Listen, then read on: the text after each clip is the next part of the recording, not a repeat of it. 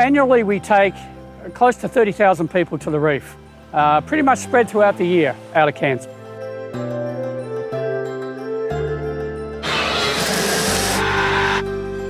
We faced a real business threat in the sense that our competitors were getting much larger, so we also needed a larger boat. So we looked around Australia, we just couldn't find a boat. So Scotty, my business partner, went, let's just build a new boat. So we kind of had a couple of beers, thought about that. I phoned my naval architect who designed the previous two boats.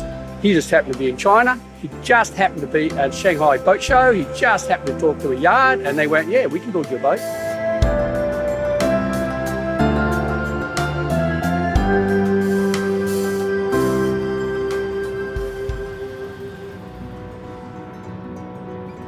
The dream for me is more and more good quality boat be made from here and cooperate with more and more foreign countries. There's a big learning curve on both sides because we had our Australian way of you can kind of joke, but you're serious in what you're asking for. And so, yeah, Terry was sort of the meat in the middle of the sandwich. So we got on well, and look, he was there every time we asked him to do something.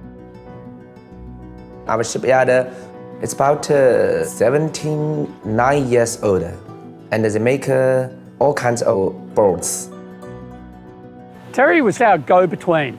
He was really the contact between the Chinese yard and us, and we spent a lot of time with Terry. We got to know him very, very well. He got to know us very well. So yeah, I would say Terry was very, very important. Alan and Scotty have visited us several times. After about 1 year's discuss, they finally chose us to build this Passion's Paradise 3.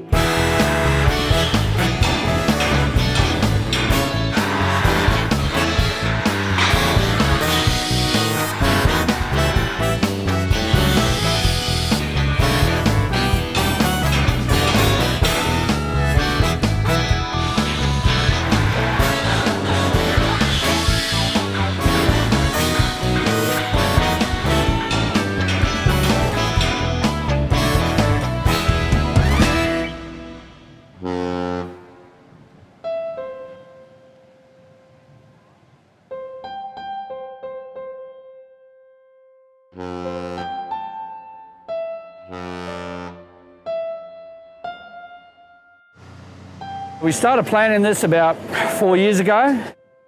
We expected the boat to take about 9 months. It ended up taking closer to 18 months. Long time, eh? Yeah, long time to build a boat.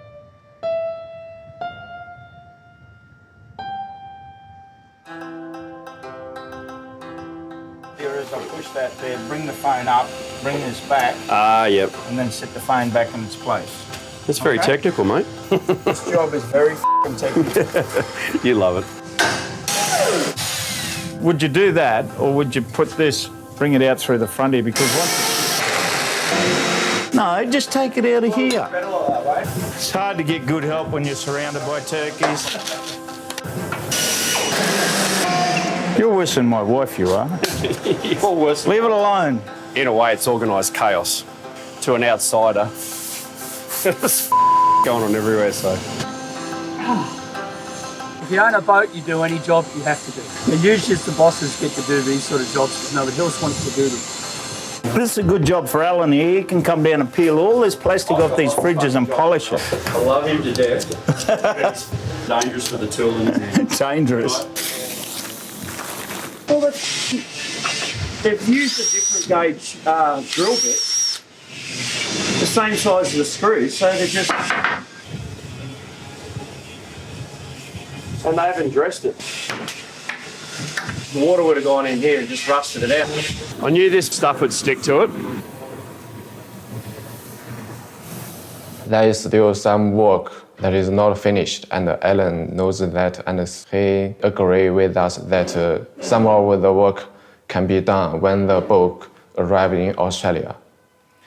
There's a problem upstairs where the hairdryer is, Scotty. Well, it was all broken, so. Well, we pulled the cabling out, which isn't the correct cable for Australian standards. There's no structural integrity in what you're bowling through, so.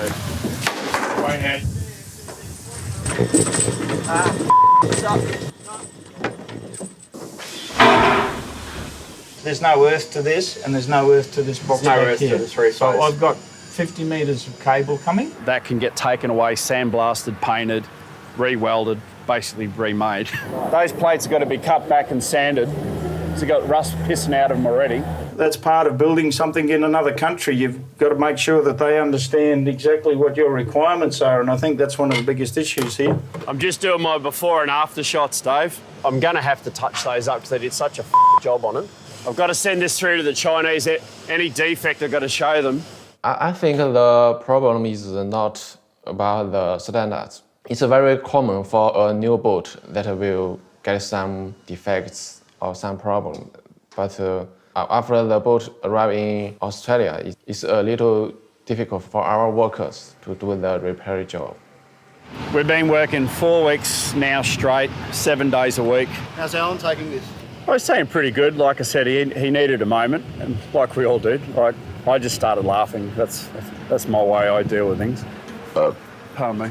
He's mixing up now for the safe mounts. Yeah. I'm beginning to realise that a lot of the people that would do work like that, they didn't actually know what it is that they're doing. I mean, they know how to screw a hole, and if the hole was difficult, they just plug it up with Sigaflex and walk away. They didn't actually understand the severity of what would go wrong if they didn't do the job right. We flew Australian tradesmen over To show them. at our expense to show them how to do a job. We sent emails, we sent specs, and it was quite annoying because they didn't listen. How many trips to China did you do? Four? Four? The time we were there, I was telling them every power circuit, white sleeve green. Yes. Yes. Nothing's done. I've got to re-sleeve. I've got to pull every PowerPoint off and re-sleeve the white green because they never did it. You can do the job once and do it right, or you can do it badly and then have to do it 2 or 3 times at 3 times the price to repair it.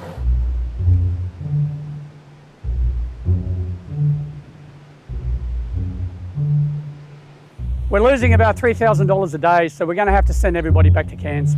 Here's a credit card. Burn away, my friend, burn away.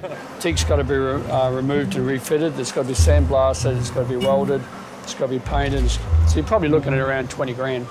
But I also had to go and borrow some more money as well because we've obviously gone over budget because we've been here now for 6 weeks. So what about you and me? I don't want to leave. Somebody's got to be here. Well, I'll stay if you want to go back and see No, I the don't want to kids. go back. We'll just stay. Hey, We'll just stay. It's a journey. two years in China? I'm not You ain't leaving. going to break me now, mate. I'm not leaving until this is over.